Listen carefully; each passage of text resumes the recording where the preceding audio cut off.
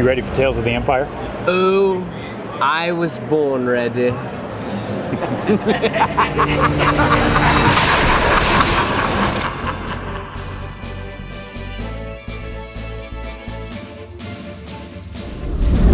Welcome to another episode of Beyond the Dune Sea. I'm Seth. And I'm Konnor. My favorite comment is from our episode 2 weeks ago, our season finale of Bad Batch on YouTube. And that is from @ItBeganWithTheStars. Why did this ending make me teary-eyed, just like the ending of the Bad Batch? You guys are amazing. Thank you. Oh, yeah. Very kind. Yes, it's very, very kind. That, we tried to have a little emotionality to the ending of that episode. We try not to take ourselves too seriously most of the time, but we're like, hey, you know what? Yeah, it's the end of a journey. Yeah. So, yeah. And you're not the only one. I was going to say, Draven6, he also commented about how emotional it got at the end. And then also Brett Kester, 8316, he liked the ending as well. And I just hope everybody, because I think that, I don't know, I think some time and some thought went into that. Yeah, that was cool. Yeah, we didn't just like tack that on at the end. That we've kind of had that idea kind of bouncing back and forth between us. Yeah, a little peek behind the curtain. That was originally an intro skit. Yeah.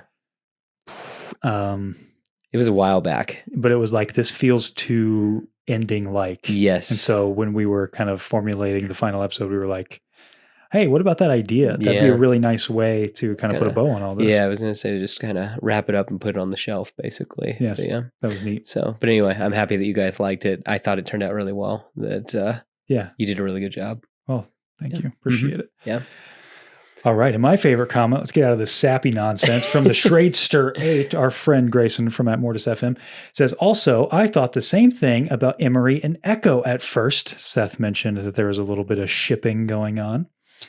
Before I remembered they're brother and sister. Not that that's new to Star Wars, but they're the same blood, LOL. And that's so funny because a few people commented this, and I'm like, how did I not think of that after you mentioned that? But they're the same person. Yeah, I mean, but at that point, I mean, that's why I was like, there's like, I just was, that trauma. Just a little casual incest. It's sure, okay. whatever. Sure, I guess. I don't know. Clip it and ship it, people. You're here first from Seth. There you go. Sure, I guess. I don't know. I mean, they've been through some trauma. I'm sure that like the Kaminoans planned for that in one way or another. I'm sure that the gene pool would still be clean if there was incest or something like that. Well, this epide's off to a great start. Yeah, I know. I can't believe it. Hey, you're the one who picked the comment. You jerk. So, it's been a couple weeks. We took a week off. Yes. A lot has happened in those couple weeks. We very much thought that we'd be able to cover Tales from the Empire. Yeah. But much to my surprise, my little one decided to arrive exactly on time. Your youngling. My youngling. Yes. Got the shirt on. Yes. The Dadalorian. The Dadalorian. Yeah. Are you have you felt like the Dadalorian? No, not at all. Oh, yeah, in some ways. Yes. Gotcha. Well, and I feel like in like 2 years, you'll definitely feel like the Dadalorian. Yeah. Well, I got I mean, I noticed. I'm no Jeremy BLOORE, but look, just elephant in the room. What'd you do? I tried to trim my beard, and Yeah. I was like, okay, here's the attachment. I got it on. I did the little spot check, on right here. And I was like, all right, yeah, that's right. That's the right length. Yeah. Oh no, that was way too short. Yeah, I noticed that like your mustache is looking very. Well, I was like, very powerful. Yeah, and I was like, okay. I'm like, you know what? I'm a dad now. Yeah. Everything else is going short, but the stash is staying. Yeah. I'll be real. I don't think I pull it off at all, but I'm like, for the meme, I did it. So as soon as I was done, I took some socks. I pulled them basically up to my knees, got my grass stained New Balances on, got my khaki shorts and a polo on and tucked it in. And I walked up and picked up my daughter and held her for a little bit. And I was like, you know what? This is it, man. This is life. And you know what I did later that day? Yeah. I mowed my grass and grilled some hamburgers. That's no joke, by the way. I really did that. I can't wait for in 9 years, you and I will be screaming, can you get off the shed? Yeah. So, yeah. Just don't want you to break your neck. Just get off the shed. Right? Yeah. Oh, man. But yeah, so it was kind of funny. So I was a little late to the party to watching Tales from the Empire because I was finishing up our finale episode. It was a pretty labor-intensive job there. Yeah. Which has some of my favorite stuff that we've done in that episode. That was a lot of fun. Yeah. which we'll talk a little bit more about that at the end if you're curious about some of the behind the scenes there, just because there's a few special shout outs I want to make, but we'll put that towards the end. But before we get into that, anyway, we were watching Tales from the Empire that Sunday, so May the 5th. Yeah. And because you and I, we were going to be recording our episode and getting that all done, which we had actually postponed. We were going to do it on May the 4th. And what were you doing on May the 4th? What was I doing? Yeah, what were you doing? Why'd we postpone it? What do you mean, why did I postpone it? What'd you have to watch? What'd you go see? I watched The Phantom Menace, but that's not why I postponed it. It was because I was working on the episode until right up to crunch time. And then I was like, oh, shoot. Okay. And I was like, all right, I want to spend a little time with my wife before the baby is born. And I was like, there's a lot going on. I got you. There's a lot going on. I'm just sassing you. So anyway, on May the 5th, I was watching through, and we got through the last episode, and I was talking about it to my wife, and she was like, well, hold on. I'm not sure, but I think my water broke. And I was like, what? Yeah. I'm like, what do you mean? And so we, long story short, she was not quite in full active labor yet, but she was very, very close. And, 2 days later, my daughter was born, and that's been my life since then. So. Yeah. I mean, you called me and said, hey, this isn't happening. I was like, hey, we got to. She came right on her due date, believe it or not. Pretty wild. Which is not super common, especially not with your first. So, but that's been, it's been pretty cool. Congratulations. Thank you very much. Yes. It's been, it's been good. It's been good. Obviously a little tiring, but it's all worth it.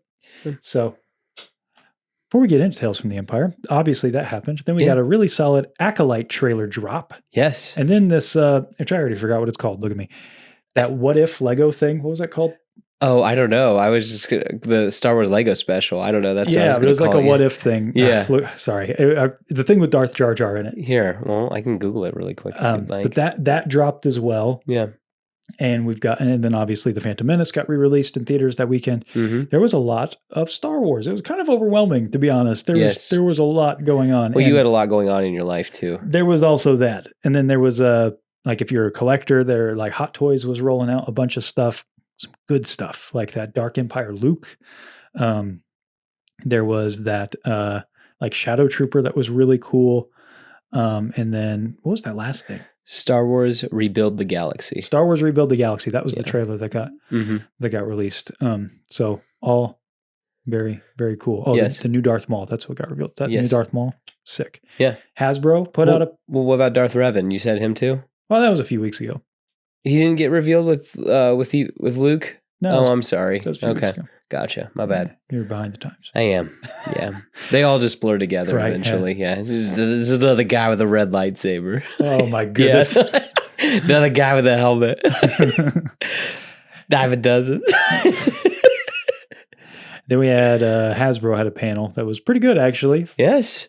They had the first time in a while. They had a good stream. They had the 3-pack. I remember that. The Phantom Menace 3-pack. Yeah, that actually was pretty cool. New Darth Maul. If you guys are into the Black Series, that's a really good reveals. Yes. So yeah, a lot happened is what we're getting at. A lot of Star Wars happened. So Rebuild the Galaxy, the Star Wars kind of what if with Darth Jar Jar in it. That just real briefly, I'm into that. I love what Star Wars Lego has been doing. Yeah. A lot of that's been really fun. Have you been watching those?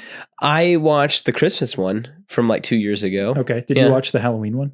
Yes, the one with all the stories and that's where you actually get more backstory on the Knights of Ren than we've ever really gotten. Yeah, that I'm a little frustrated at it because of that, but I thought it was still fun to watch. It's our only post Rise of Skywalker content. Yeah, and I think is it canon? It's not, right? But I don't think it is. Teeters on. Maybe it could be. Where like Finn is going through like some Jedi training with like Ghost Obi-Wan and Rey. Probably loosely canon. Yeah. So fun stuff. And so I'm really looking forward to what they're doing here with like this Darth Jar Jar thing. Mark Hamill's going to be in it, and I think he's going to be Luke, and then Ahmed Best is returning as Jar Jar, obviously. A lot of fun. Yeah. Super cool. I'm curious about, I hope that he's not just like a blink and you miss it. You know what I mean? Like we didn't just see the shot that he's in and that's basically it. Star Wars has been doing that lately. Star Wars has been doing that. And then too, that it's like, all right, we'll just, because I don't mean to be that guy, but I hate that. I hate it when that person rolls up that it's like, well, who's your favorite Sith Lord? And then, I say a couple of them I like, and they're like, what are your thoughts on Jar Jar Binks being a Sith Lord? And I'm just like, I mean, maybe, he's my Sith. And I'm just like, okay. He was the original plan for the Sith Lord exactly, and Attack of the Clones. Exactly, where it's like, there's lots of footage of George saying Jar Jar is the key. And, if you look back to Yoda was kind of a silly character when he first showed up. So I think if you looked at his eyes, we're just or I'm just, okay. I am with you. Yeah. Yep. Yeah, where I'm just like, I'm curious. I can't imagine that we're going to see a lot of him. That's my only thing is that you don't think he's going to be the main villain? I don't know. I feel like that he'll be one of the alternate reality villains, but I just can't imagine he's going to be there a lot. Yeah, because with being able to do alternate reality, you can do lots of different stuff. Why wouldn't you want to see lots of cool things rather than just Darth Jar Jar? Well, there was a leak a while ago from a very reliable leaker that said that a Star Wars What If series was in development. I really hope that this is not it. Not that this doesn't look cool, but I would like to see it in a more official capacity. Yes. Something like a Tales or like well, even doing basically what Marvel does with their What If show. Yeah, it's great. Yeah, that I would love to see something like that. Yeah. Where it's just kind of retelling of classic tales with fun new spins on them. Yeah. So yeah. Looks good. I'm looking forward to it. Yeah. But then going into the Acolyte. So we got the full trailer, and then there was a scene, a little preview at the end of the Phantom Menace re-release. Yeah. So the trailer first. Yes. Thoughts? It still looks like House of the Dragon to me. Like just Star Wars HBO? Yeah, a little bit. I think that this was a better trailer. I thought the music was still trash though. That I'm like, guys, we gotta lean into it's gotta sound a little bit more Star Warsy. That's just me. So we'll see when it actually comes out. I just didn't think that the trailer music itself was that strong. I wonder if as fans we kind of have to just accept that things are just going to be different. Yeah, but I mean it's interesting that even with the Mandalorian, the music's different, but yeah, it knows when to be Star Wars, if that makes sense. It's got a Star Wars vibe. Yeah, yeah. Exactly. Well, it's because it's like Western-like, right? Yes. So I'm hoping with even this being more, I don't know, I get kind of a samurai Kira Kurosawa kind of feel to it, with the architecture and how they dress and how they fight. I'm hoping that we can kind of get that kind of edge, because Ahsoka also had that kind of Ronin style kind of sound that, So, but again, it knew when the Force theme needed to play. It knew when So I'm hoping that we still get those beats. I'll give the credit I'll give to the Acolyte is only that it's the first thing set outside the Skywalker saga, so I think it has the opportunity to play. To set the tone, for what these stories are going to look and sound like. Yeah. I thought it was a much better trailer. Not that I didn't like the first one, but I don't know what's happened to Star Wars trailers lately. They are not reflective of the final product, I think, very much anymore. And that's kind of sad because I feel like the sequel trailers, some of the best.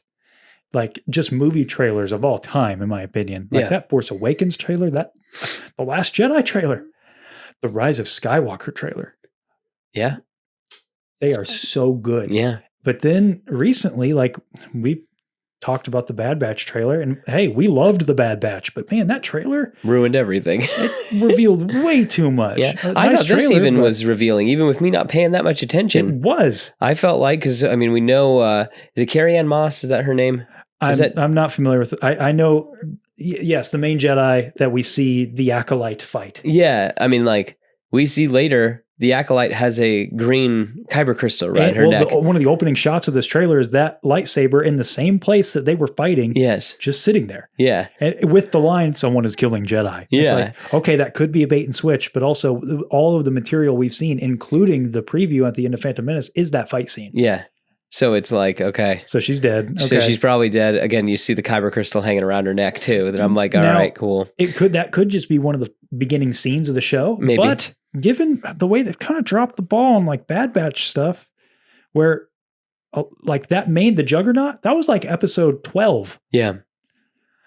So I don't know. Maybe this is a later thing. I don't know. Do you know how many episodes there are of the Acolyte? Is it 6 or 8? I don't know. I want to say, I don't know. Okay. Shoot. All right. It's okay. I'll be Look real. at us. We're terrible. Look at us. Well, we're getting back in the saddle. Yeah. They got to forgive us. Yeah. A little bit. This is our catch-up episode. Yeah, this is us catching up. Yeah. We'll be back in full force. Don't worry about exactly. it. But I promise. But anyway, Yeah. I'm like, I like this trailer a lot more just because it did focus on the darker elements. I thought the first trailer, I was like, hey, for a show that's all about the dark side, we're focusing a lot on like Master Soul, who I think is going to be my favorite character. Yeah, he seems cool. I just think he looks awesome. Yeah. We get a little bit more about the Acolyte in this one. Yeah. Oh, she's the former Padawan of Master Soul, and now she's seeking out the Sith. And speaking of, I'll be real, this Sith, she, whoever this is, got a look. Yeah.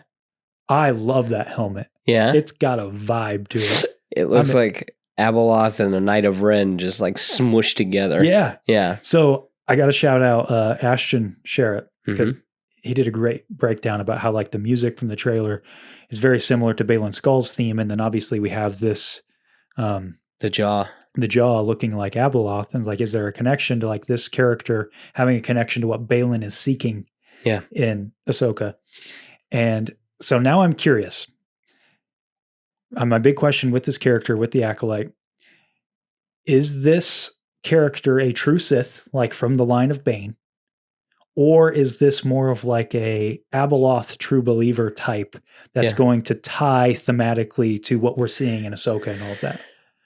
My whole thing is like, would they have actually tried to work that closely with other, like, would they have been able to have worked with what was going on with Ahsoka that much? Oh, yeah. Does that make sense? Because it seems they got a story group and everything. So yeah, it just seems like even like the Marvel guys like don't always know what, like when they're going to interact. Back in the day, but it feels like that not anymore. Yeah, it feels like that they don't even have a clue what's going on. So I don't know. It's a good question. It's a good question. I think maybe, I'll be real, I think that's reaching a little bit. Yeah. But Leslie Headland has also said that this character, that we're seeing the line of Bane and how we got from how they were to how we got to Palpatine. Yeah. So it's weird because we're getting all these breadcrumbs. And so I've said it before, and I know you have an issue with this where it's like, I think we have to address the issues with Plagueis or Tenebris. We either have to debunk it or we have to confirm it, just given everything we know about the show and the timeline. Yeah. And what she said, unless what she said is just not quite accurate. Yeah. Like if this is the line of Bane and how we're leading up to Palpatine, then this has to be Tenebris. And he's maybe changed and he's not a Bith anymore. Yeah. Okay. Or something. Or maybe the Acolyte, this character, maybe she is Plagueis' master. Yeah. Okay. I'm fine with that. I just don't think it's too much of a stretch to think that they either have to address it or they have to debunk it. It's one or the other. Yeah. I just don't think I just don't think they can take some third path given just timeline and everything else. Yeah. So this bumping up too close to stuff that we, that is loosely canon. Because we do know that like, Plagueis and Tenebris were in that line. Mm-hmm. We just don't know much about them anymore. And it's a beloved Legends book. So it's like we're seeing them slowly reintroduce Heir to the Empire type stuff into it, but they're not doing it exactly. Mm-hmm. So I could see them doing the same thing with Plagueis, where they're taking the pieces and they're kind of putting it in where they need to put it in. Yeah. I'm just curious if they're going to directly address it at all. And if they don't, then I do think it does debunk. Mm-hmm.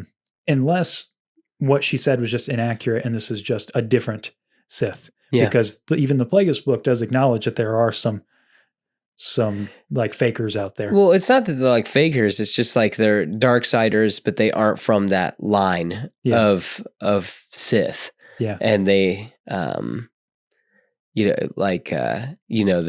Plagueis doesn't like them and Tenebris doesn't like them either. That it's like, they're fakers. Yeah. So yeah, maybe this is a faker. Maybe this is just, I don't know. But again, it's got to look. So I'm curious how much it'll be featured. Yeah. Yeah. What do you think about the look of the show in the new trailer? I guess this is a different time in a galaxy far, far away. It seems very clean. as Yeah. opposed to the Star Wars that we know and love. That kind of tracks though, right? Because we went from again- the OT to the again, prequels, as a I lot said- cleaner, again, cleaner. as I said, that it's a different time in this galaxy far, far away. So, but I don't know. I'm curious to see it. I want to see it.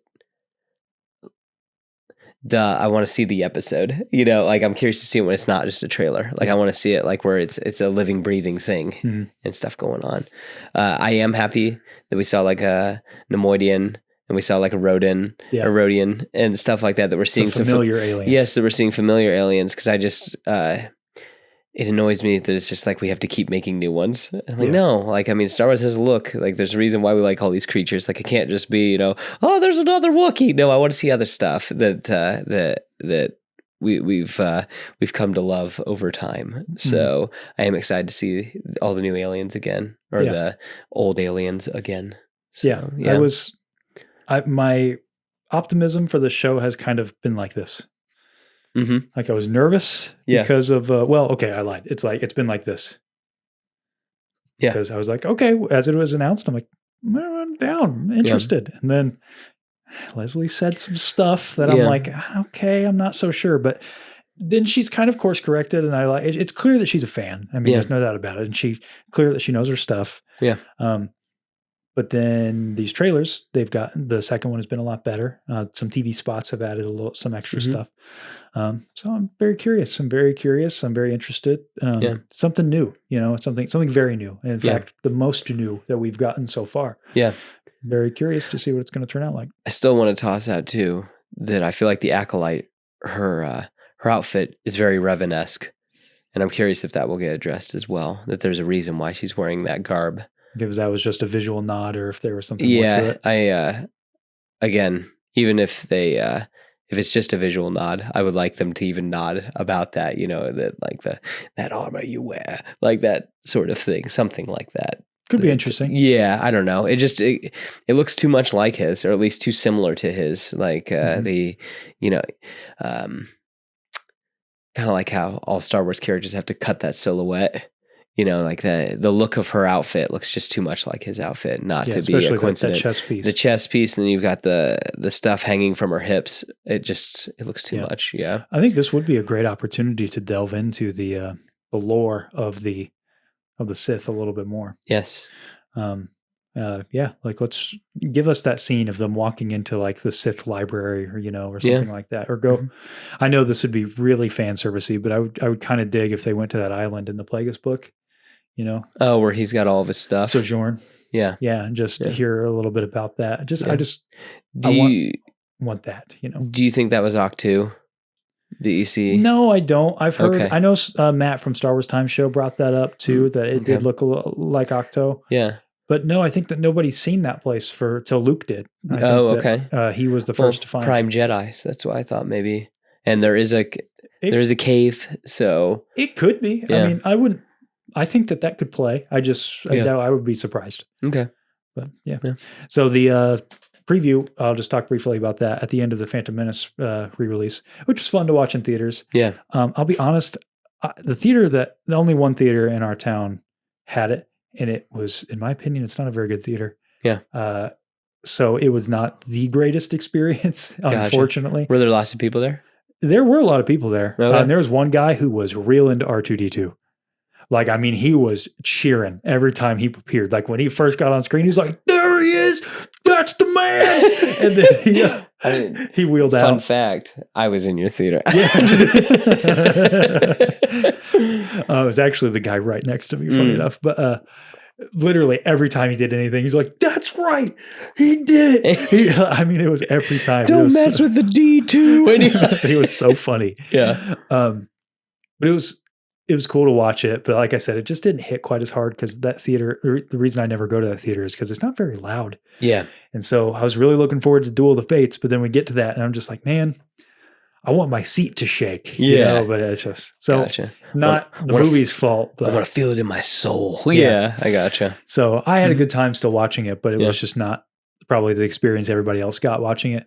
But the preview at the end was basically the scene. We get bits of it in the trailer of the Acolyte going to the Jedi. Forgive me, I'm not super familiar with all the actresses' names, but the Jedi we see with the green lightsaber, they fight. Yeah.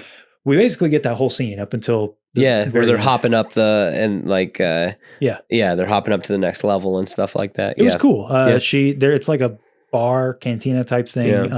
Star Warsy vibes, but very samurai, like wire fu type stuff. Gave me a lot of Crouching Tiger vibes. Yeah. Really fun. I was like, I'm kind of digging this actually. The fight choreography was really polished. It wasn't like shaky cam. That's, the Marvel style. It wasn't that. It also wasn't a lot of what we saw in Ahsoka, where it was very just slow. Yeah. We got some great choreography in Ahsoka, but we also got just some really just slow. It just felt sluggish. Yeah. No, this felt fluid, and it felt like the cinematography like matched with the choreography. Yeah. Which I think is key. Sometimes that's not really talked about when it comes to, choreography. Yeah. Choreography can be great, but can be bogged down by bad cinematography, or vice versa. You can have like great cinematography, but then, like in my opinion, Ahsoka, especially toward the end, where you have some kind of poor, sluggish choreography. But it was all just like a dance. It looked great, and then it kind of ends with like a stinger where they're gonna keep she fighting. like holds the lightsaber up because she doesn't have the lightsaber up at first. No, they're just kind of hand to hand. Yeah, and then draws the saber up and like cuts down a few throwing daggers that she throws. Yeah, fun. It was fun. Yeah, fun stuff. I really enjoyed it, and I'm looking forward to it. Looking forward to watching it. Yeah, I think it'll be a good time. I'm happy too that it's in the evening on Tuesdays. Thank the Lord.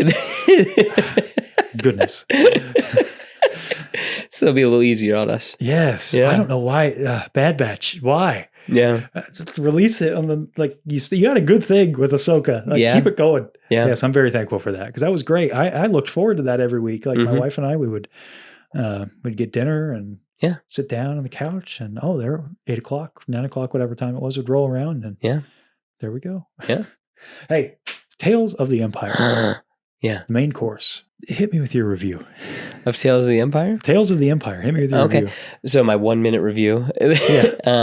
So overall, I really enjoyed it. I liked the idea that that this kind of retold the idea of Star Wars, that it starts with a good person and falling to the dark side, and then we start following another person that starts in the dark side and then rises up to the light. In doing so, like going back to the light, sacrificing yourself for her friend. So like, I'm like, okay, all right, nothing we haven't seen already. That's the whole thing. But again, I thought it was a nice retelling of Star Wars, like to its core. I think it just also nailed my opinion about nailed the final nail in the coffin of how I feel about the Inquisitors. Because I just don't like them. And I don't like them even more now that I'm just don't like them in a good way, meaning they did a good job in making you not stupid. Like them. I just don't I get why they're in Star Wars, but at the same time I'm just man, I want to meet that guy that's just dude, Grand Inquisitor, that's my dude. He's the best character in all of Star Wars. That I want to meet that guy. That I like the Grand Inquisitor. What? I like the Grand Inquisitor. He's all right, but he's not in your top 10. No, exactly. That's what I'm saying. Is I want to meet that guy where it's or that gal. This just that is Grand Inquisitor. That's my dude. So yeah. There's my hot take of it. Yeah. Okay. Definitely look prettier than Tales of the Jedi. I think overall the stories are better than Tales of the Jedi. It fits better. It's a nice overarching story. But I think the Dooku stuff is still better than anything in these 6 stories. If that makes sense. Okay. But I think the Dooku stuff is really jarring when you put it with the Ahsoka stuff from Tales of the Jedi. Okay. Does that make sense? I get you. Yeah, because the Ahsoka stories don't really connect that much. Kind of, they do. And the Dooku stories do connect for the most part, but then they don't fit really well with each other. I like how these stories fit together better. Huh. Yeah. What a take. All right. Wow. Okay. Well, you have the floor. No. You have the floor. What a generous way to put all of that. A generous way. Okay. Tales of the Empire was not for me. And that's okay. Yeah. That's okay that it wasn't for me. I'm glad that I'm actually very surprised that you liked it a lot. Because we didn't get the opportunity to really talk about this. No, we haven't talked hardly at all about it. You've been busy. Yeah. So that, I'll be real, that surprises me. Okay. I thought you'd be harsher than me. Interesting. I watched it again today, before we came on. And I liked the Morgan stuff better. Yeah. But I am surprised to say that it's kind of a letdown overall. Well, they like made it seem like things were going to happen in the show that I'll talk about that. There was one scene in the show. I will talk about that. But it wasn't even that either. Yeah. Like the clickbait, I'll talk about that in a minute. Yeah. But it was just all okay. Like that was my main thing. So positives, just rattling them off. I mean, animation, holy smokes. I mean, we keep saying it, how can it get better? But it just keeps getting better. It's pretty wild. It's really, really good. Yeah. I thought it starts very strong. The first two episodes I thought were excellent. Yeah. I think episodes 1 and 4 were my favorites. So the first 4 is really good. Yeah, the first Barris episode and the first Morgan episode I thought were like really good. Yeah. I am surprised that I enjoyed the Morgan stuff way more than the Barris stuff. I thought the Barris stuff was going to be like my jam. Yeah. I even remember when I sat down watching it for the first time, I was like, okay, good. I'm glad we're starting with Morgan. Yeah. I can get the appetizer out of the way, before we get to the Barris stuff. Yeah. But it was just not, I just kept watching thinking like, okay, this all seems pointless. I don't know. Like just, it really felt like it. I will give it that like it felt like we were filling holes that didn't really need to be filled. Yeah. Yeah. I walked away from my second watch liking the Morgan stuff a lot more. Mm-hmm. I think that stuff's really good. Yeah. But the Barris stuff, I walked away liking even less than I did the first time. So it was like an opposite effect. Yeah. So much so that I wish we never got this Barris stuff. I was better off filling that gap in my head, which I would not say about a lot of things because I know that I hate the headcanon thing. I know we say it as a meme sometimes, but I think it was better left to the imagination because I think that was one of the most generic ways that her story could have gone, in my opinion. And we'll talk about it in detail here in a minute. But so I apologize. I'm going to be this is a little Debbie Downer on this one. I know. I'm not often that guy, but and I really didn't think I would be this time. Because I really liked Tales from the Jedi a lot. Yeah. The Dooku stuff is peak in my opinion. I mean, that is some of the best Star Wars that we've gotten. Again, it's better than all 6 of these stories. Yes. I hope you know that. Yeah. And the Ahsoka stuff is not my favorite, but I don't think the Ahsoka stuff is better than the Morgan stuff, although the second Ahsoka episode of Tales of the Jedi is probably better than the one where they're training with her. Yeah, it's probably better than every episode of Tales of the Empire. Wow. Okay. Maybe. Because that's one of those that you could really leave off, like you could leave on the floor or whatever. That's one where you could leave the headcanon. I like that thematically a lot, that episode. Yeah. And I think that episode is one of the prettiest episodes of Star Wars animation we've ever gotten. Yeah. Like Anakin and Obi-Wan and Ahsoka, they all look excellent. Yeah. I like the slight tweak to the designs. Mm-hmm. So let's just get, so instead of doing kind of 5 takeaways, because the episodes are short, let's just go episode by episode. Okay. And we'll just kind of talk about them. So, and just talk about our takeaways from the episode. So episode 1. Yeah. So the first episode, we have Path of Fear. Yeah. And man, it comes out of the gate swinging. It does. Like I said, I think this first episode hits hard. It's really solid. The Grievous stuff. Yeah. See, I thought he looked good. I didn't like him just like laughing and swinging his lightsabers. Really? I was just kind of hoping that he would have been a little bit more maniacal rather than just, I thought it was. Like just swinging his stuff. I wanted him to be a little bit more like cunning. Like that he was hunting them. The most Genndy Tartakovsky Grievous that we've ever seen, in my opinion. Oh, you think this is the most like him? Okay. I guess I was just like, I wanted him even more sneaking around and stuff like that. And this felt like that scene versus Ki-Adi-Mundi. Yeah. Like in Gang. That's what this felt like. Yeah. And I mean, he doesn't need to be cunning here. He's leading a battle. Like they have no chance. Yeah, he's generaling. Yeah. Yeah. I thought it man, it looks good. And it's cool to see Grievous this way because he's usually, that guy. Bumbling idiot. Yeah. Fantastic. Scary too. The battle droids were even kind of a threat. Yeah. And they're never a threat. Definitely. Yes. Yeah. That the scene where her mom's hiding before she drops down on them. That it's like, oh man, like those things can. I'm sure those things can see you. You know what I mean? Yeah. That they don't have eyes; they have sensors. That there's not really a good place to hide from them. Yeah. So terrific. Seeing her mother die, that was very emotional. Yes. I loved the reveal of that too. About he's got more lightsabers, he's got more arms. Yes. Really good. Really, the storytelling in this episode is fantastic. And then she gets brought to the Mountain Clan. Yes, which I didn't know. Did you know there was 2 different clans? No, I did not. Because no, this is the first we ever see of them. This is what I thought. Or even mention. Well, they technically were. They were technically mentioned in the Legends novel, The Courtship of Princess Leia. Fun fact: I went and did the mountain is kind of like the light side of the witches. This is the witches of Dathomir, and then the valley are more like the dark siders. Okay. Oh, so are we talking about? Hold on. So is this the? So I'm looking at Wikipedia right now. Yeah. Is this the Singing Mountain Clan you're talking about? I think these are 2 different people. Oh, so yes. Okay, what? This is the same.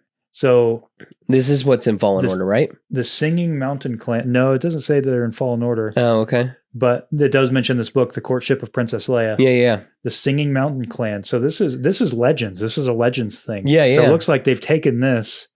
Kind of, yeah. And now we put it into canon. Great find. I didn't know about that. Mm-hmm.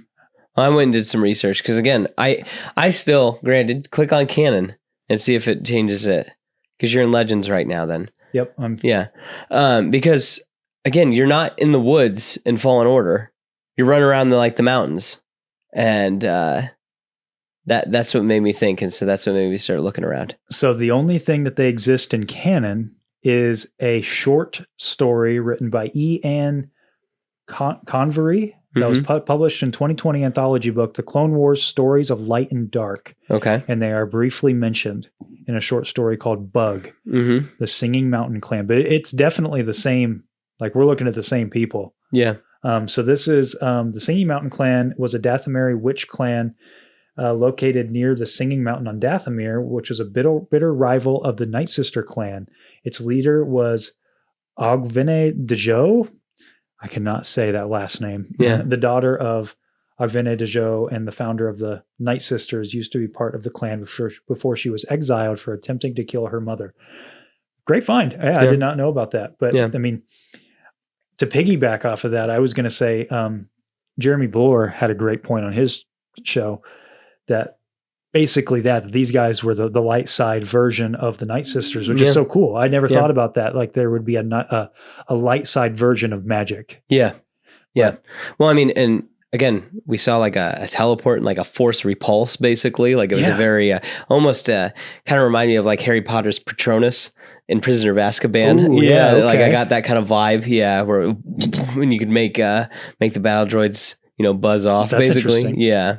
I mean, even visually, like the blue. That's what I'm saying. Like, that's what it looked like. Yeah. Very intriguing. It makes you wonder, okay, why introduce them now? You know, are we seeing something in the Acolyte because we see a witch of some kind in the Acolyte? Or are we going to see something with Thrawn? Or what about something with Asajj?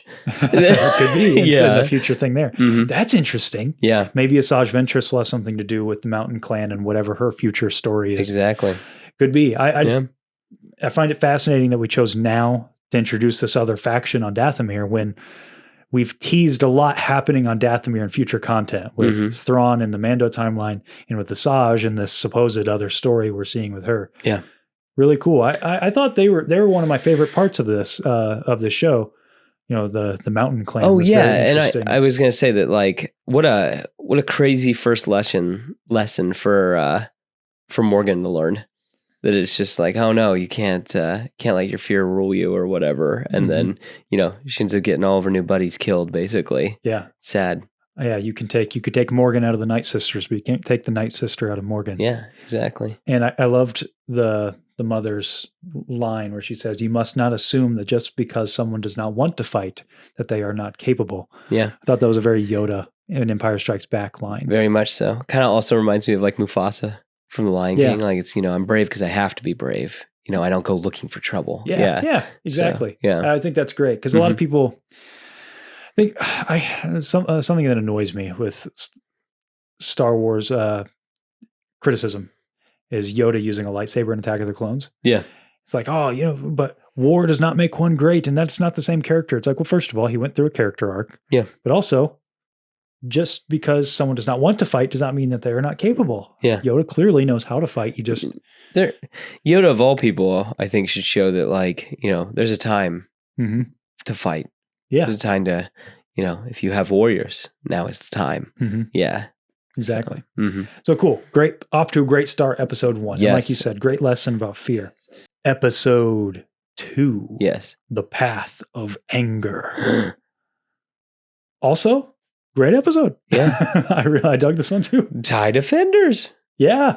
What a cool little lore drop. Yeah. Right? That Morgan was behind the TIE Defender project that we see in Rebels. Yes. The one that Thrawn cared so much about. Yeah. And I love Thrawn's explanation later that it's the idea behind them, as opposed to the Death Star, that's this gargantuan thing meant to instill fear on a galaxy-wide scale. Yeah. Well, rebellions form on a very small scale. And when you don't put out those fires, that's when they spread. Yeah. And that's what the TIE Defender project was meant to do.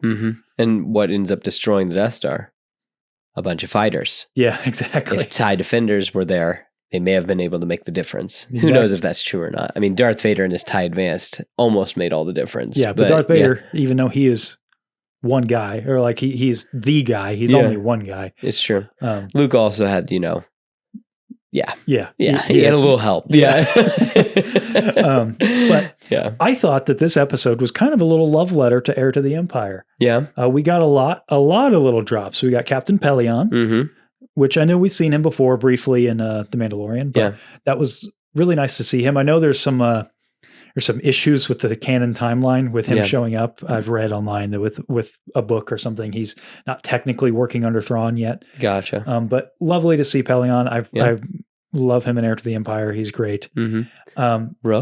Rook. Yeah. Yeah. And actually looking cool and not quite so like goblin-y, like in Rebels. Yes. He actually looks fearsome and like gets like a cool little fight scene. Very slick fight scene too. I think he gets kind of jobbed out in Rebels every time you see him. Yeah. So. And he just keeps popping up too. You're like, they killed him. Nope. He's like, reminds me of Gollum in Lord of the Rings. Yeah. Where it's like, nah, he fell. It's like, now he's back, baby. But yes, that was a slick little fight that they had. It was awesome. Very good. Very good. And then one of the coldest introductions of all time is Admiral Thrawn. Yeah. He was like slow pan, that just chilling voice. Yeah. Mickelson does such a great job with his Thrawn. Yeah. Well, I've really enjoyed listening to the audiobooks with Mark Thompson does more of like now Captain Pelion, and we must, this more regal. Yeah. And that works great in the way he does it too. But I love this very calm. It's calm, collective. Yeah. Is that how things are going to be? It's excellent. Admiral Pelion. Or Captain Pelion. It's very good. It's very, very good. And that was that was a nice scene. I really dug too that Morgan had her spear, and I'd forgotten how much I miss listening to it. Oh yeah. Like I like listening to it clang and hit the ground and stuff. That's one of my I really like the Moff Gideon and Mando fight on his light cruiser just because of the sounds of that thing getting smacked around. So that was cool during the Rook fight. Yeah. Was that you get to hear the Beskar spear because it's like, oh, I know that now. Yeah. Yeah. Good. Good stuff. Yeah. A small thing, but when his fleet shows up, I just love that shot. Or it feels like a soft cut, and then you just get, that's part of my fleet. Yeah. And you have, is his name Wing, right? His name's Wing, the kind of leader of the town. Oh, I don't remember. And I know what you're talking about though. Yeah. And someone says to him, it's like, oh, what does this mean? It means she won. Yeah. And we've lost. Yeah. So good. So good. So this episode, excellent. I am a little confused on exactly what Morgan wants. So I know she just kind of fell into it.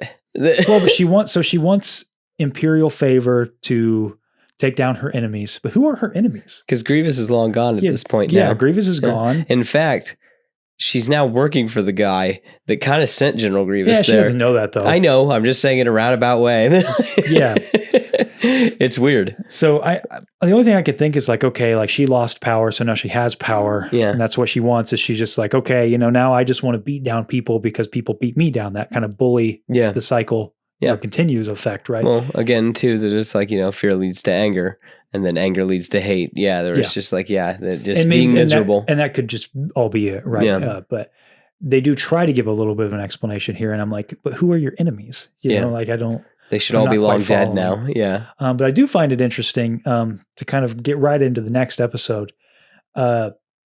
She mentions her grand vision that she has that for the future. Mm-hmm. So she's heard from the Great Mothers long before we hear about them in Ahsoka. Yeah. So she's been prepping for this for a long time. Mm-hmm. So I just love all the interconnected pieces of, you have the Great Mothers and Thrawn. So she's in cahoots with Thrawn. Yeah. And then he gets sent off to Peridia where the Great Mothers are. And like, now we know Morgan's backstory.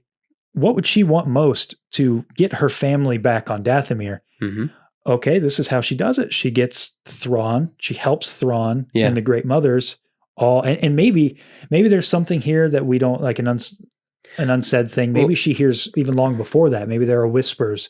Hey, the Great Mothers have premonitions of Thrawn coming to Peridia, and how that's, and you got to help get him there, basically. Yeah. And so the other thing too is like there might be another piece of the puzzle that we don't even have yet. Yeah. Yeah. The only thing that's really sad is that she dies before she could see the fruition of all that plan. This is true. Before she could see the Great Mothers. It is weird too that she gets kind of just jobbed out at the end, where it's like, you got to fight. Okay, here's a sword. Yeah. Yeah. Because it's clear that she didn't sacrifice herself for Thrawn. She sacrificed herself for the Great Mothers. It's true. And she even says that. Yeah. For Dathomir. Yep. At the very end. So it's like she has allegiance to Thrawn only so much that he's a means to an end. Yes. Well, that's probably what she is to him too. Well, yeah, it's a mutually, or not a mutually exclusive, it's a mutually beneficial arrangement in that way. They're just using each other because that's what bad guys do. Right. We're bad guys. That's what we do. So that last episode. I thought this was weak. It was the weakest one. Yeah, because it's just kind of like, all right, you're just laying all the chess pieces out for Ahsoka. Like, and also, and almost too much. In my opinion, like it's just not enough really happened in this episode. I wrote down Dave gonna Dave because I thought that Dave gonna Dave. I thought that we were gonna bring Ahsoka in by the end of this when she was like, "Help will come." I was like, "Come on, man! Yeah, you couldn't help yourself. You got to bring Ahsoka into this, huh?" But then it was Bo-Katan. I was like, "Huh." Were you watching it with subtitles on? Yeah. Okay, same here. Because I just I sat up and I'm like, Bo-Katan. That's weird. I really thought it'd be Ahsoka. Yeah. Well, I mean, Bo-Katan's going to call Ahsoka, and that's what makes Ahsoka No, I get come. it. It still makes sense. I just really thought it was going to be Ahsoka. Yeah. But Ahsoka wouldn't be tied to the New Republic, do you feel like, at this point? I guess not. Yeah, because she's off doing her Gandalf thing. Yeah, but would Bo-Katan really be? That's what that was the point I wanted to bring up, is I'm like, is Bo-Katan really in cahoots with the New Republic? Why is... That just seemed odd to me too. There's been this weird sort of revisionist history with both fans and Star Wars about Bo-Katan because she was a straight up terrorist in Clone Wars. No, I mean like she also smacks Ahsoka's butt and like sells her into slavery. Yeah, I know. Yeah. And she doesn't really have that much redemption, unless I'm wrong. Please correct me, but I don't recall there being that much of a redemptive arc. Like, yes, she in Rebels she gets. I think that like we just don't spend a lot of time with her. Yeah. If that makes sense, because there's big gaps. So I think people are just like, oh no, she's learning to be a good guy during those times. Because like there are big gaps where we just don't see her. Well, she goes from like being a part of Death Watch and then is like, you know what, I'm not serving under Darth Maul. But it's not for some like noble reason. It's just because he's not a Mandalorian. Yeah, because her buddy got his head cut off. And so it's kind of hard to follow someone without a head. So then she just and then she joins up with Ahsoka later. I don't know. It just feels like she just became a hero for no reason. I don't know. But now she is a hero, but I'm like, did we forget about all that stuff that she did with Death Watch? And she's still kind of a jerk to Den, even in the Mandalorian timeline. So So it raises questions like, why is she working with the New Republic? Yeah. Does she just know that senator personally? Maybe she does. Yeah. But anyway, interesting. I found the most intriguing part of this. First of all, I'm sad that we loaned R8 out to the New Republic because he's out of there now. It's true. It's true. I noticed that. As soon as she was like R8, I was like, oh no, buddy, no. What was my last? Oh, the full circle moment, of leading to hate, to subjugate everybody. These people. Yeah. She needed to burn their world, Mhm. just as her world was burnt, and it ties all that story in a nice little bow. Yeah. And like I said, I walked away on my second viewing really liking the Morgan arc. Mhm. I didn't think it was essential Star Wars storytelling like I thought the Dooku stuff was, but it really made me appreciate that character. And now when I rewatch Rebels, when I see the TIE Defender stuff, I'm going to think of that. Yeah. And when I rewatch Ahsoka, I'm going to think of this. It's neat too, though, that like you get the perspective of all this stuff kind of happening from a non-Force user. Yeah. Because like she's been alive for a lot of really important things now. And a lot of times we just get like, through the eyes of a Force user. Mhm. In which you could argue that like she's a witch and everything. But like at the same time, it's interesting how a normal person can make their way through the galaxy. Yeah. They don't have to just like they can come through tragedy and then create some of their own tragedies. But like but can kind of rise. Yeah. Yeah. Yeah. Mm-hmm. So all in all, Morgan stuff, I would rate that like a 7 out of 10. Yeah. Animation, 10 out of 10. Oh yeah. I saw people talking about the dirt that she punches and grabs. Yeah. That's where all the money went right Yeah, there. that Like dirt. Yeah. all the money for the writing for the Barris stuff went into the dirt. It had the in that Morgan one shot. stuff. Yeah. It's true. Barris kind of felt like typical Star Wars. But I like this first episode. So right into episode 4. Yeah. This is Devastation, right? Yeah. Something like that. Devoted. Excuse me. Devoted. Devotion. So so weird thing, just when I watched it, I don't know what happened, but it was super saturated on my TV, like super saturated. I thought I was like, why did they do this? This is so weird. It was not that case on any the other episodes. And when I rewatched it, it wasn't that way again. I have no idea when I watched it the first time, why it was that saturated. But anyway, because I wrote that down. I was like, why is this so saturated? Why does this look so bad? But this might be one of the best looking Star Wars animation episodes of all time. Yeah. I like this episode almost in its entirety, except that it doesn't make sense. Why? So you're telling me mere moments after Order 66, a day even, Fortress Inquisitorius is being built. It's already being built. Yeah. A significant portion of it, because remember, that thing goes pretty far into the ocean. Yeah. This Lynn character, the fourth sister, she's already been turned, as well as the Grand Inquisitor. They already have slick looking outfits, except for Lynn. But the Grand Inquisitor already has an outfit. Yeah. They already have lightsabers. Yeah, they've gathered. All of this has been established within 24 hours of the Republic falling. Do you think that it was? And I rewatched it a couple times just to make sure. Yeah. That first scene where Lynn comes in, you see the Jedi Temple burning. But then there's a brief thing where like she goes to sleep, right? Yeah. Well, then when she comes back in, she says that you were right about the Jedi because they tried to assassinate Chancellor Palpatine. Yeah.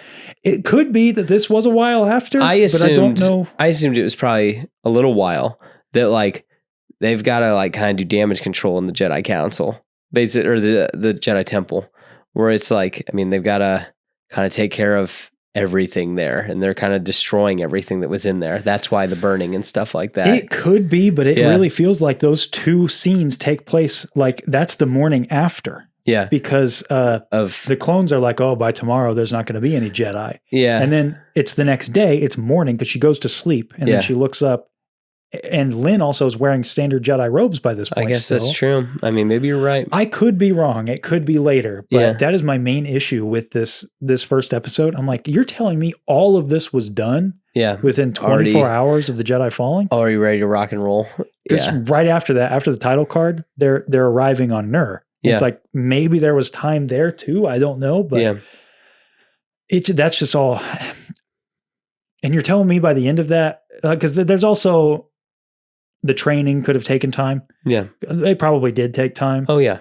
Because Vader surely is not just hopping over to Fortress Inquisitorius because we know from the comics he's got some stuff to do during that period. Yes. Well, he goes and makes a lightsaber. That happens like right after. Yeah, and that takes a while. It does. So I don't know, unless I'm missing something with the timeline. That really threw me it is for a kind of loop. vague. Yeah. It's just the comment that she makes when she takes her in is like, the Jedi just tried to assassinate Chancellor Palpatine. Makes it seem like it is right after. It just happened. Yeah. So I'll give the benefit of the doubt that maybe the training takes a long time. Yeah. Maybe that takes months. Yeah. And okay, if so. Because by the end of it, the one thing that they do establish is there's only 4 of them. Yeah. There's Marok, there's the boy, the man. Are we really going to talk about that? They're gonna throw my guy under the bus again. There's the first Inquisitor, isn't that what he is? Whatever he is, the guy with the bird helmet thing. And then the 4th sister. And it also brings into question the naming convention here, because if the 4th sister was really one of the first ones, why is she the 4th sister? Yeah. Where's Reva? Yeah. Where's Reva? Yeah. I mean, I never thought I'd say that. Oh, really? I actually wanted her to be in this. I mean, I felt like this would be a time to show her. Yeah. Or at least, what about Trilla? Yeah, the second sister. That would also be, that would be the time to show them. But whatever. Yeah. I thought it was cool that Jason Isaacs is back. Yeah, he's great. Yeah. That was really nice. Mm-hmm. He looked crazy good too. This episode, yeah. Very good. Yeah. I also love the fact that, did you notice that we now have Revenge of the Sith PowerPoint transitions? That it was not doing that during Morgan's stuff, but for this stuff.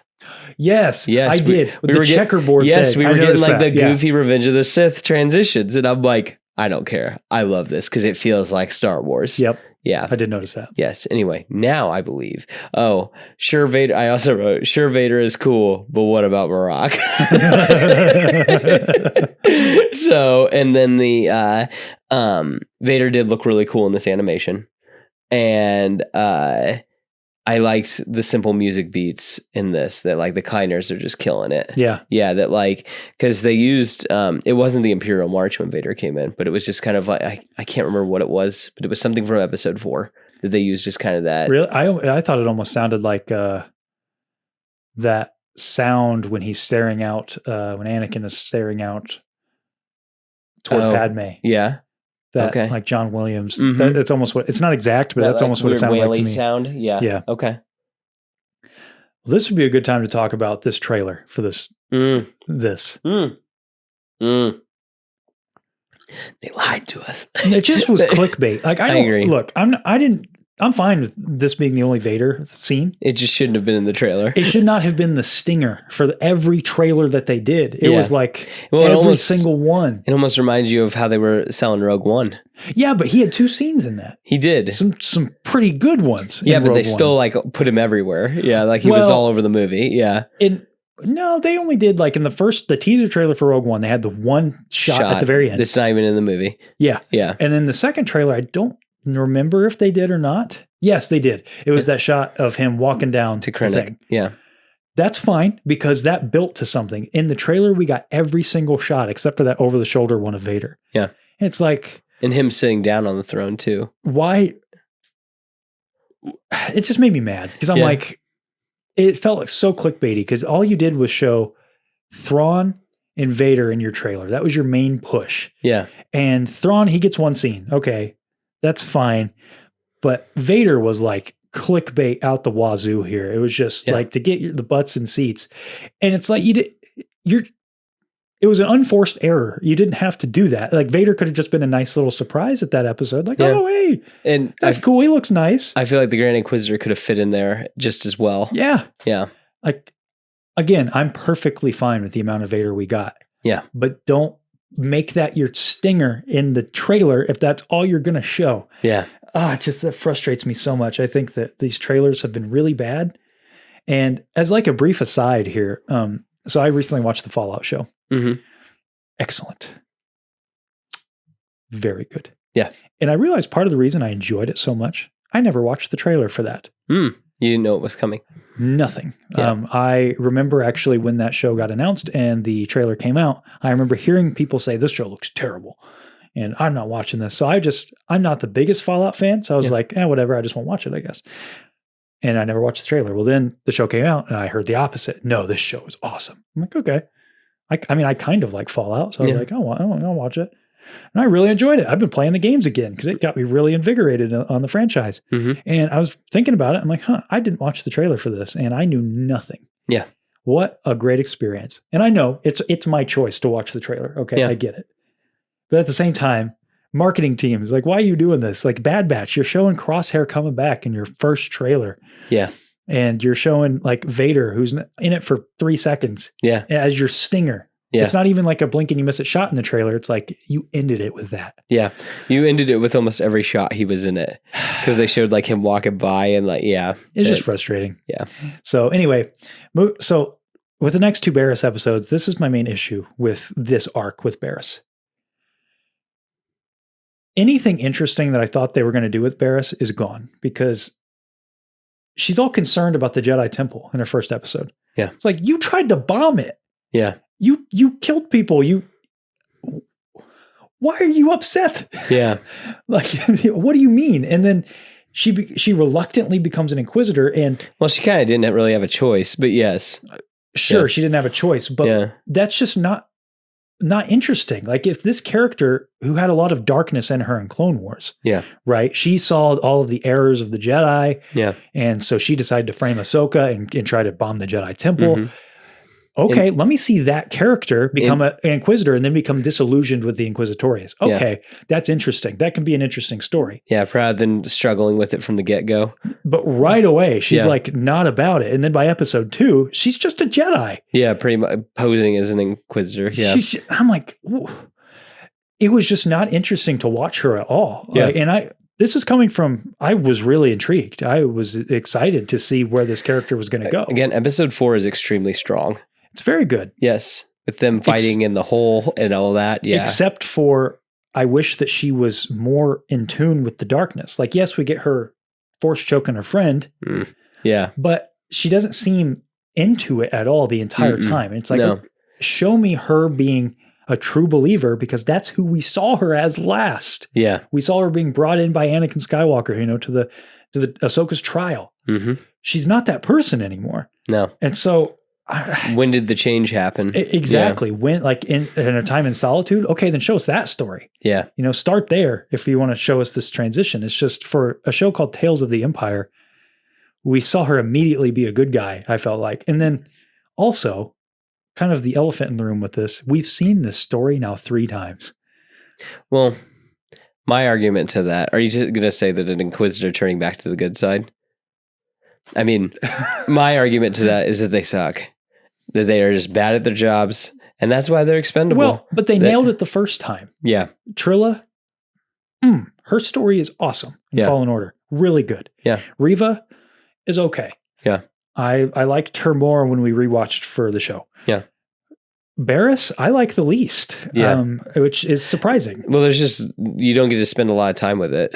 And also that there were big time gaps between every episode. There had to have been. Like episode 2 had to have been pre-Kenobi. Episode 4 had to have been after Kenobi. Yeah. So. Yeah. Yeah. It's just, I don't know. It just was. Yeah. It really bummed me out because when we got to episode, I was with you, like episode 1, the timeline stuff bothered me, but I was like, okay, I'm into this. This is cool. Yeah. Like when she puts on the helmet and accepts her fate, basically. Yeah. All hail the Empire. Yeah. I even wrote down, I'm like, she dripping out. Okay. I'm into this. This is cool. And then we get to the next episode. I was really looking forward to seeing where that was going to go. But then right away, it's like, she's just a Jedi. Yeah. She's just like, I don't want to be here. Yeah. Yeah. And you have the 4th sister. Yeah. Who's really just being a jerk. Killing that. Whole society. Which I did want to say that, like, I thought that there was some really weird cutting when she was killing the village. That I was like, not that I wanted to see it, but at the same time, like, I just thought it was weird. Like, there was one point where all of a sudden you just saw like a stab through a wall, and I was like, I don't know where that is in reference to the room. That, like, that's the whole thing. Is I'm like, I don't know what that area looks like enough. I didn't notice that. You did or you didn't? I didn't notice. Okay, that. Yeah. And I was just kind of like, I thought, granted, I don't want to see her slaughtering people, but at the same time, I felt like we could have animated that better. I thought that was very, very weak. Yeah. Yeah. Yeah. And you got a future villain right there too with that little kid. That's a Man, him and Broom Boy are gonna fight. I was gonna say, well, you just made the Joker right there. Yeah, that's episode 10 villain right there. Yeah, basically, he's coming back. Yes, yeah, I liked that. I liked to see how brutal the fourth sister was. Although I don't know anything about her though, so why is she so mean? Why did she immediately turn to the dark side in the beginning of episode 4? I know not like.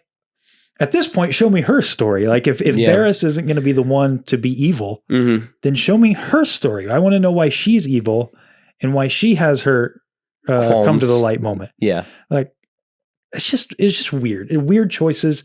Then they have the thing with the Jedi and they fight and Barriss is still a Jedi kind of and throws Lynn off a cliff, but she doesn't die. Chokes her and throws her and then that's it. And then it's like, hey, I'm going to get you home. Yeah. Buddy. Whatever. Weird. Episode 5 was the weakest of the whole show. Oh, yes. By far. Yes. And then episode... Because who cares? Yeah, that's kind of where I'm at. Yeah. And then... Episode 6 was... The Way Out. Yes, but also, like, I felt like it was the most, like, paint by numbers episode. I was like, are you kidding me that she just went to go be a medicine woman and is just hanging out? She also looks way too aged. Right? You would think... I don't know. Where's this at in the timeline? Even if it is... Another 5 or 6 years. Well, because it's got to be pre A New Hope still. Even if it is that, she can't. She's like what Ahsoka's age, right? Yeah. I mean, Ahsoka's not that old. She's like maybe 30. Yeah. Maybe. Looking rough. Yeah. Yeah. She just looks really aged. Yeah. And the only thing I was going to say is this Ilum. I wondered if this was a callback to the Gindi Clone Wars because that's where we first meet her. No, we see her in Attack of the Clones. Oh, with Luminara for like a hot second, right? Oh, when they like are in the arena and in Palpatine's office in the very beginning. Gotcha. She's in there too. Yeah, we don't really get any character moments with her, but we do see her. But the first time we ever get some like real character moments with her is in Gindi's Clone Wars, and that's on Ilum. Yeah. So I thought it had some visual cues to that. I don't know if that was on purpose or not, but I thought it was kind of lame. I don't know. It's just. See, and I guess I liked the whole, that sacrificial love can save your friend. That part was cool. I like that aspect of the it. Idea but how cool. we got there, I'm like, I don't really care. And the whole like the ice and the mirrors and the fun house kind of thing that they made. I liked that. Oh, did you? I did like that. So what didn't you like about it? Because I'm saying all these things. Like what you said, the way we got here. I didn't like anything about the way we got here. Yeah. And I just didn't like, I hate to say it, I just don't like Barriss at this point, which sucks because I do like her in Clone Wars and I was really looking forward to seeing how this story is going to play out. But at this point, when we get to her in episode 6, I'm like, this does not feel earned in my opinion. Yeah. I've seen this before. Now you're this healer. Okay. That's kind of interesting, I guess, right? Yeah. Like seeing her a little ways after the redemption. Maybe that's why she's aged. If she's taking her life force. Exactly. That could be, that's interesting. Yeah. But anything interesting with this character we don't see. Exactly. Because too much time's passing between each episode. Yeah. So I like the idea that she's helping Force sensitives out on the path. Yeah. Like maybe this friend she has, because she mentions a friend. Is it Ahsoka? Is it Asajj? Is it Quinlan? Is it Quinlan Voss? Yeah. It could be any of those people. Yeah. I do really like the cave is an interesting allegory. I like the idea that caves keep coming back in Star Wars. Yes. And reflections. And the last sort of bit of dialogue I thought was great where she's like, there's no way out. And she says, that's what the Empire wants you to think. Mm-hmm. Like this dual meaning stuff. That was because they didn't spell it out for you. And that was really solid piece of writing. Yeah. In an otherwise, I thought, kind of dim episode. I also wondered, again, I really want to know where this takes place because not that it's a problem with the episode, but if the Inquisitorius is still active and is the fourth sister really one of the last ones alive? Yeah. And does the fourth sister then turn as well? And is she still kicking by the original trilogy? Just another Jedi hanging out. Yeah. It's just another one. Yeah. Yeah. Okay. Do you have any other thoughts? Again, I like that it ends on a high note and ends with that sacrificial love where like in the beginning we saw a good person fall, like we see Anakin fall, but then we see a different character, but that character starting in the darkness and then rising back up to the light. So I like it. And I'm sorry to be negative again. It's fine. Why, I mean, I think why did she get stabbed? Like what? She could have moved. It is weird, but again, it's like, but maybe that was the one maybe jarring that was the point. Well, maybe that was the one jarring thing to be able to bring your friend Yeah, out. that- Is yeah, it that could sacrificial love? That was the only thing that was going to kind of like, It could be. yeah. But I also, kind of like Vader and Luke. but even if that was it, I don't know why they're friends. I saw nothing to indicate that they were It's true friends. that they even liked each other. Yeah, Like to with begin Luke, like he was willing to sacrifice his life for his dad, but we knew why. Yeah, because he loves his dad. I don't know why they're friends. Yeah. All we see with these people is her take her into being an Inquisitor. Yeah. And then her kill an entire village in front of her. Yeah. Barriss throw her off a cliff. This is their entire friendship. Yeah. It's just hating each other. Yeah. So my final thoughts on this is just the Morgan stuff, like I said, is really good. Yeah. I like it a lot. Yeah. I really just don't like the Barriss stuff. Okay. And I don't say this often about stuff that I don't like, but I don't like it to the point where I wish it wasn't here. It just wasn't even needed. Yeah. Because it doesn't ruin the character for me, but it's like, man, what a missed opportunity for this character. I think that you could have definitely told a more interesting story rather than a traditional story. Yeah. Yeah. Inquisitorius sucks. You gotta agree. Hey, but you know what? Justice for Maroc. At the end of the day, though, not everything's got to be for me. Yeah. And not everything's got to be for us, right? Mm-hmm. You have your own Star Wars. Yeah. Everybody has their own Star Wars. So if you guys really enjoyed the Barriss stuff, I hope you did. I hope that it really resonated with some of you guys. And if it did, please let us know. Let us know what you liked about it. And let us know if you really loved Tales from the Empire. If you were like, this was it, please let us know. Because, hey, just because it wasn't for us, or it wasn't for me, it sounds like you liked it more than me. Just because it wasn't for me doesn't mean it cannot be for you. Mm-hmm. Good stuff, though. Yeah. The Morgan stuff, anyway. Yeah. Hey, let's hear from the homies at home with the fan questions. Clear your mind of questions. Before we get into the fan question segment, a couple kind of updates from Beyond the Dune Sea. So first thing, just some things to look forward to coming up. PopCon stuff. This is where we had our own cast. We mentioned that's a live show that we did there that we told you guys is coming. That is coming. Mm-hmm. I'm kind of saving it in the back pocket in case I need to put it out, just in case we need to miss another week. I didn't have it ready for last week, unfortunately, but so that's kind of just ready to go. I might just put it out there whenever. Yeah.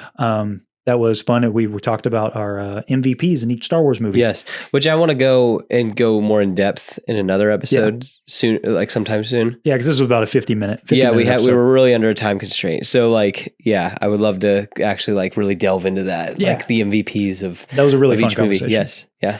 And then we're gonna have just a PopCon video in general. That's going to be coming. We also hanging out being dorks. Had our panel with Jim Cummings. Mm-hmm. We're going to have a bit of a highlight video just with our talk, maybe about a 10-minute video. Yeah. Just some of the great stuff we talked about with Jim. That was awesome. Mm-hmm. And the big thing here, just peek behind the curtain. We don't often try to break character here. The intro skits. We know you guys love them. We love them too. Yeah.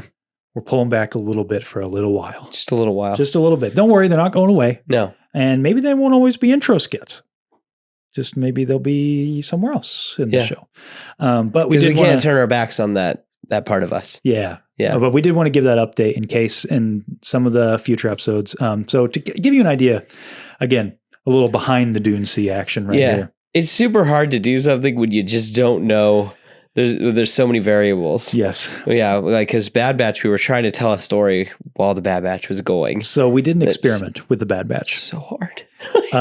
So if you guys, before the Bad Batch, our skits had something to do, right, with whatever we were talking about during the show. Yeah. That's not that hard. I mean, it's hard, but it's not hard conceptually. Our experiment with the Bad Batch was to tell sort of a parallel story going on at the same time. Yeah. What that meant was we couldn't even begin to script until at least the episode before. Yeah. So we were writing, shooting, and editing all within about 4 days. Yeah. And lots of stuff ended up on the cutting room floor because it didn't pan out to that. That's what happened in the episode. Yeah, that we were thinking oh, this has to happen. And then oh, well, we can't use this now. And we had spent the time and shot it and like gone on location and hurt ourselves and broke props. And like, don't worry, none of yours, Wolfgar, don't worry. But yes, that broke props and then never even used it. Yeah, it's just, But all that to say, we just want to say, first of all, it was so much fun. We're so glad we did that. We're so glad, hopefully you guys enjoyed that, because it was very fulfilling. And we're glad we saw that to the end. Yes. We had a great time on that finale in particular. Yeah. That was really great. But going forward with the Acolyte in particular, we're doing something different for the Acolyte. We're kind of cooking something up, but we just want to prepare you guys, because we know that the skits have kind of become something that we're known for, which we're very proud of. We're very proud of that aspect of the show. Don't worry, they're not going away. No. Just don't be surprised if on occasion you don't see them, especially for the Acolyte. That took a lot out of us, and the new baby at home. That's it's true. Just something I have to put back a little bit. Yeah, and it's again, they're not going away forever. Yeah, I'm hoping that we can, if something strikes where it's like we can't pass this up, we have to do this. Yeah, you've not seen the end of Seth Solo and Konnor Rebo anytime soon. For those of you who don't know, just chew on that for a minute. Gone but not forgotten. And while we're on the subject, again, while we're behind the Dune Sea, which cringe at that all you want, but I think it's so much fun to call it that. Just want to give a few shout outs. I put it in the credits of our finale episode, but MortisFM, Grayson, he was a big part of what we were doing with our season with the Bad Batch. He did a lot of voices on extremely short notice sometimes, because like we were saying, we had to write these very short. Yeah. And he was giving us just awesome stuff all the time. He was voicing the troopers. He was voicing the Bad Batch. And that was awesome. We just thank you so much, Grayson, for doing that. If you guys have not checked out MortisFM, please do so. We could not have done any of that without him. Yeah. Jesse Reyes. Yeah. Jesse Reyes. Yeah. J.R. Wooey. Yes. Our Quinlan Voss. Dude, how crazy that like he came in and like just basically embodied the joke. Yeah. Yeah. Good stuff. Yeah. So good stuff. Huge thank you to him. Yeah. And Wolfgar Props. Huge thank you to Wolfgar Props. We connected with them at Indiana Comic-Con. And they're pretty big prop house. They actually have sent stuff to the Ahsoka set, to the Mandalorian set. Yeah. They're pretty big deal. They're extremely talented guys. James is a terrific guy. And they do excellent stuff over there. They were very kind, and we kind of worked out some stuff to use some of their props. Yeah.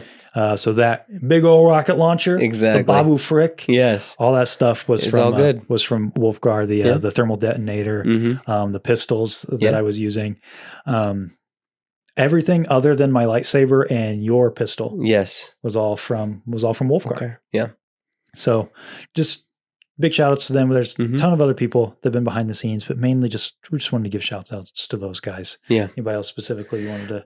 I mean, Michael, he RIP his blaster, but but let help bring Seth Solo to life. Yeah. So yeah. So just wanted to give those big thank yous to those people, just to kind of give those recognitions, because they're not really, we try not to break character too often on here, the immersion of the show, but just thought that was really important to do that, because the show wouldn't be the show without all that. Yeah. So that's it's true. Big thank you. Thank you. So that's what you have to look forward to coming up. We're also just with the skits, with that time spent away from doing those, we're going to be pouring that time into some other content finally. Yes. Well, I mean, I think that's, they need to know that it's like that we're not just all of a sudden just not going to be doing other things that like and I'm excited to do that stuff. Is that like this time that we were spending doing skits, now we're going to put it to just making different content and be working on just refining the show. Yes. Because you guys don't understand how much time the intros took every week. Yeah. And like I said, we love doing them though. We absolutely love doing them. Who knows? I still keep pushing. Maybe a Beyond the Dune Sea movie will eventually happen. I think it's in the cards for sure. Anyway, enough about us. Let's get to the homies at home. Do you have any ideas on like extra content that we're going to do? we got the Star Wars Unlimited. We're definitely, I know we've been teasing that forever. We're absolutely doing that. I have a few things in the books. I don't want to promise anything yet. Okay, cool.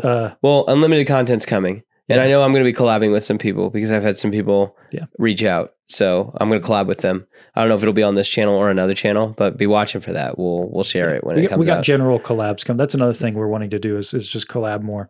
Yes, with like the community or like the other creators that we know and stuff like that. Yeah. Because now that my baby's here, it's kind of like, it's weird. It's like,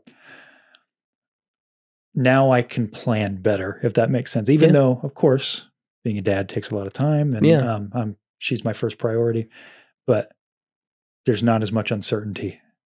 Now, right? I get it. So now I can we can plan some of those things and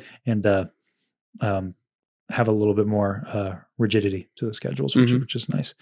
So be looking forward to all that. That's basically what we're saying. So sorry for the kind of just droning on for a few moments here, but now let's hear from you guys, the homies at home, as I like to say, on the fan questions every week. Now going to be posting on Tuesday evenings. Now the Bad Batch is over, and Acolyte will be on Tuesdays as well. So every Tuesday evening on Instagram at Beyond the Dune Sea, I'll be posting a prompt on our stories asking you guys your opinion of the topic of the week, usually about whatever show we're watching, or if it's out of Star Wars season, whatever the topic of the week is. This week was on Tales of the Empire and the Acolyte trailer and some other things. So let's get right into those. BC_Scrubs. Haven't heard from Ben in a while. That's because a name I haven't heard in a long time. he didn't want to get spoiled on Bad Batch. Yeah. How's the new Padawan doing, Konnor? Appreciate that. A lot of you guys have asked about the youngling. I very much appreciate that. And man, you guys, that meant a lot to me. I got a lot of you guys reaching out, like way more than I ever expected. Because I posted just to let you guys know we were taking the week off, and I think I got like 36 at least messages on Instagram, which is insane to me. That really meant a lot to me, guys. But she is doing great. Just because I'm probably going to say her name at some point anyway, I'll just say it. Her name is Daisy. She is doing very well. She is very healthy. Mom is healthy, which is, all you can ever ask for. Yeah. So she's doing great, and we couldn't be happier. The getting used to the nights, that's the main thing. So it's all going very well. You weren't sleeping before. Now you're just not editing. Yeah, that's true. You're just doing other stuff. Yeah. I wasn't sleeping because I was editing. Now I'm just not sleeping because I'm taking care of a baby. Yeah, exactly. So it's all good. It's all good. J_Williamson 94. Are you satisfied with what we saw with Barriss' story? Would you like to see it continued?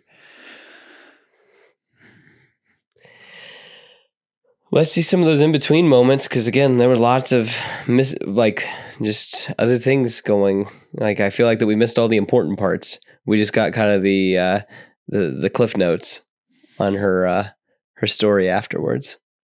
I hate to say it, but no, I was not satisfied at all with Barriss' story. And I also hate to say it, but I hope we don't see any more because I just don't think that.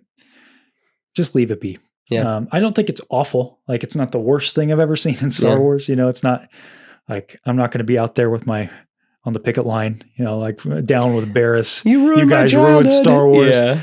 But just was far from my favorite thing they've done, and definitely was not the direction I would have liked to see the character be taken. See it continued. No, honestly, I think that would just muddy the waters even further, because then once again you have another character who is stabbed and lived. Yeah, and yet another Jedi who somehow lived into the OT. Yep. Yeah. Yep. Sir_Django_Fett. If you're not going to Star Wars Celebration Japan, how about the Galaxy Cruise? There should be no spiders on deck. Yeah, I appreciate the call out there. Yeah. I'm not really a cruise guy personally. I've never been on one, but it's just not something I could see myself enjoying. I know there are a lot of cruise fans out there. Yeah. Do you a cruise guy? Would you enjoy a cruise? I don't like venturing outside of my home. That's true. So that was a dumb question. Yeah. So there's that. Yeah. I'm more of like I do like the idea that it's like a convention on the high seas, because like there'll be like celebrities and stuff like that. Yeah. So it's kind of like a baby Star Wars celebration, kind of. Okay. So it's kind of neat. Yeah. But still, I don't know. It's not my thing. Personally. Yeah. I'm more of like a hiking kind of person, or if I'm Mhm. going to be at a convention, I want to like Yeah. walk around and leave. I want to be able to go home. At night. And I guess if we're doing that kind of vacation, like I've been in an all inclusive, and I enjoyed that. But which is a lot like a cruise, but like you're not on the water. Like Yeah. I like being on the ground. Right. Yeah. Too many variables when you're on the water. Yeah. Yeah. Okay, and Josh Frice, do you think the Sith in the Acolyte trailer is somehow related to Abeloth? Could be. Got that telltale mouth. I mean, that was definitely a choice for a reason, right? Yeah. I think that's going to be interesting to see. Mm-hmm. I hope not, but I mean, because I'm just not the biggest fan of Abeloth, but we'll see, I guess. Yeah. Yeah. I think a canon version of Abeloth could be cool. And the other thing too is it makes sense that if like you were going to have something to be powerful that's not of the Bane line, an Abeloth follower might not be a bad idea. Yeah. Yeah. And Bloor on Mandalore says, what's a what if you'd like to see in Lego form? Darth Kenobi. Most what ifs I'd like to see done in like traditional Star Wars animation or 2D animation. I think 2D animation would be really fun. Yeah. Lego is fun. Yeah. But I think it's fun for the sillier ideas like Darth Jar Jar. Yeah. But if I had to have a what if story done in Lego, what's like a silly...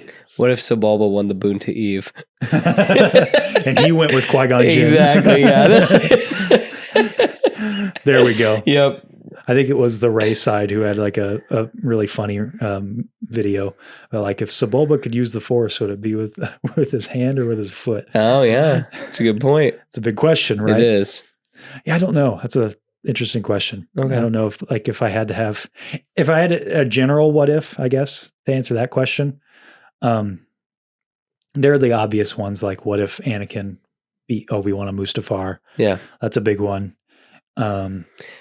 What if Vader didn't die at after Return of the Jedi? That's actually one I'd like to see the most, just because I think it'd be really interesting to see how he would have to deal with the galactic consequences of his actions. Because it's not going to be a happy story. Oh, no, not at all. He's going to have to pay for his many, many war crimes. Yeah. Yeah.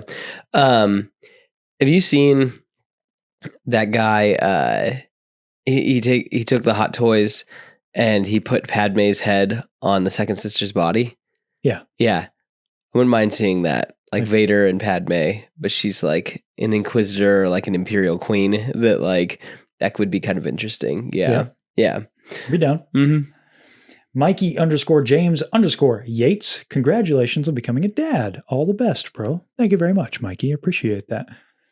Old Greg Foskett, do you think Acolyte show is going to make or break Star Wars content not in the saga? What a great question. You make a great point, because I think that Disney will look at it that way. Yeah, well, but I mean, they've tried twice before. That like with Rogue One and Solo, they're kind of outside. But exactly to this point, Solo didn't perform well, and then it's been a very long time since we've gotten there. It went. Yep, they had to finish the trilogy, but I mean, Solo was the nail in the coffin for Star Wars movies. It wasn't Tross; it was Solo. Yeah.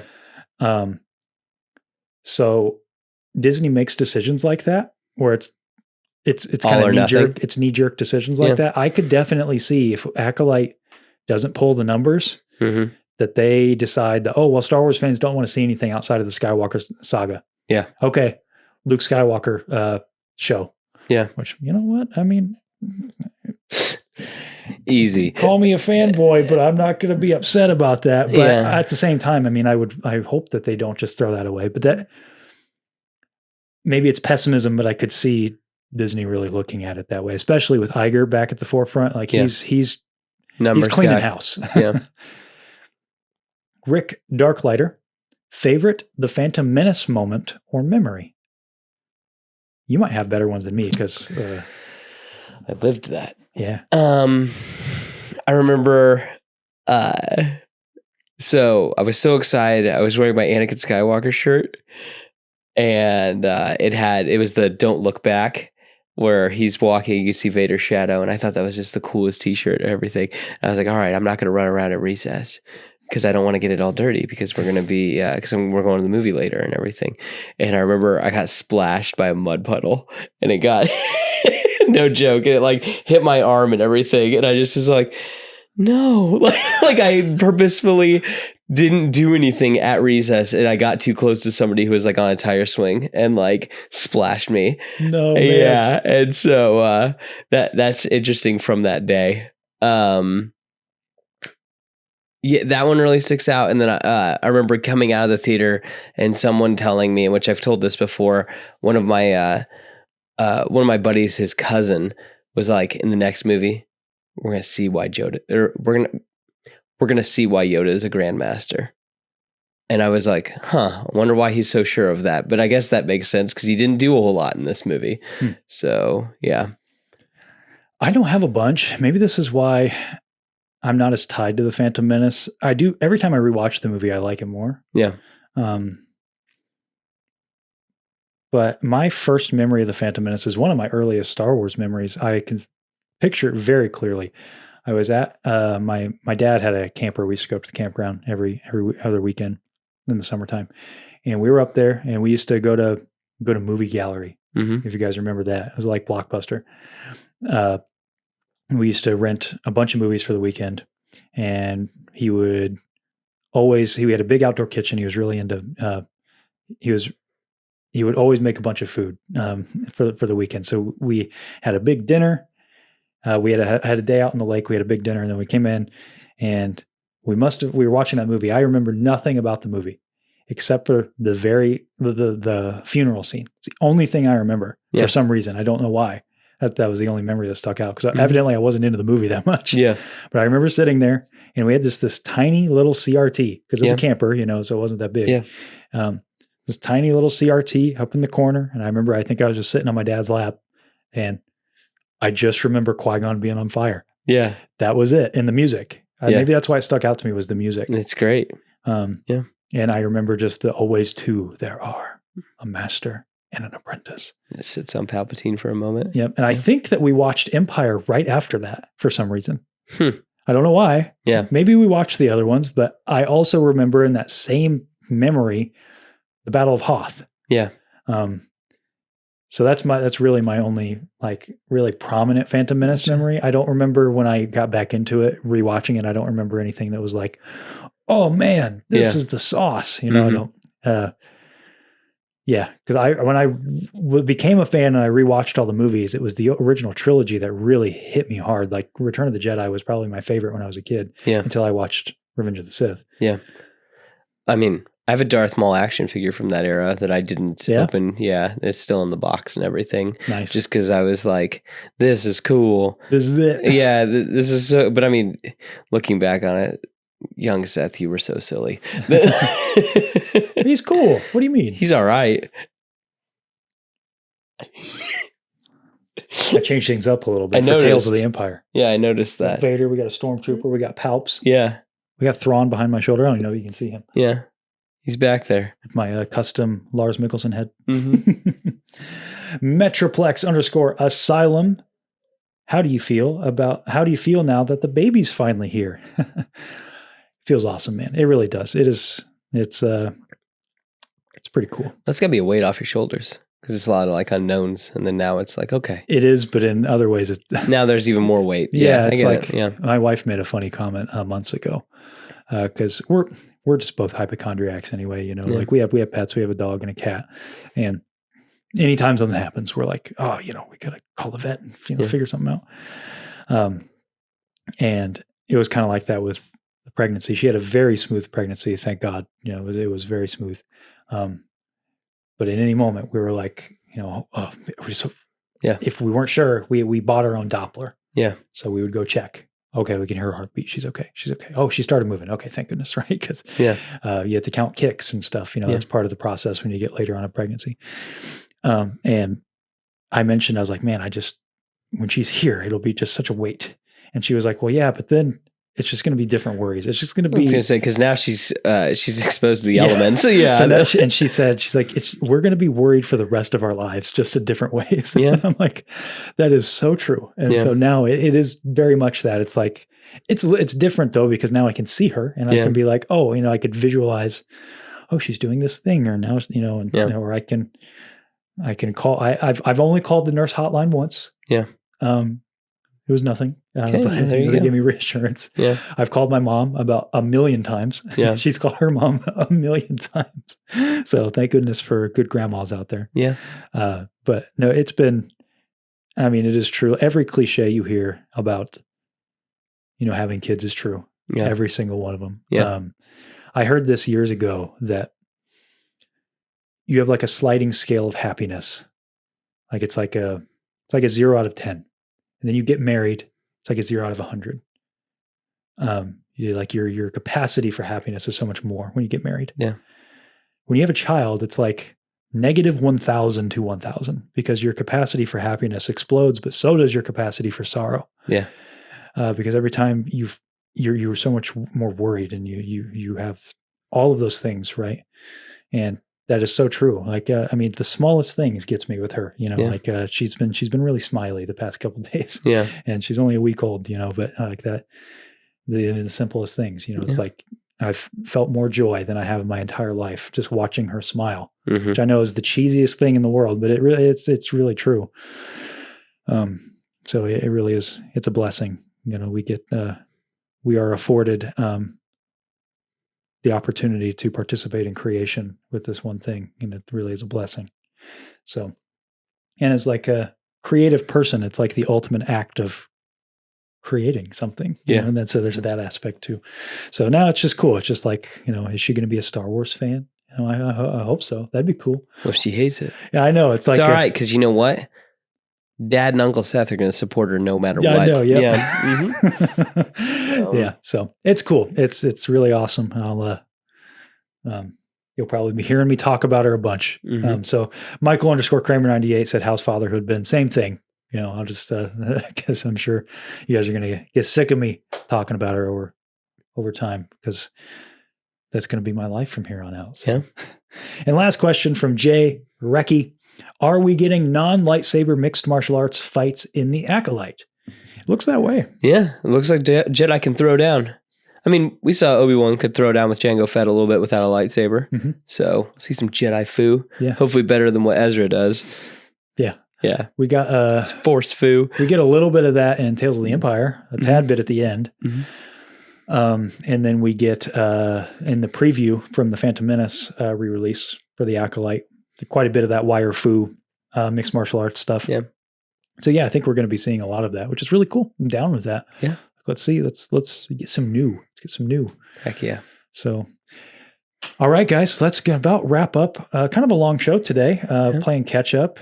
Next week, I don't know what we're doing next week just yet. We haven't planned that far ahead. Yeah. Just, you never know what you'll find beyond the Dune Sea. Yeah. Yeah. Probably see some tier lists from us. The tier lists will return. The board will return. Yeah. Somehow the board is returned. Yeah, somehow the board returned. Yeah. For that one commenter out there who mentioned that the board needs to be bigger, I will look into that Yeah. before we do that. So Yeah. that may be next week.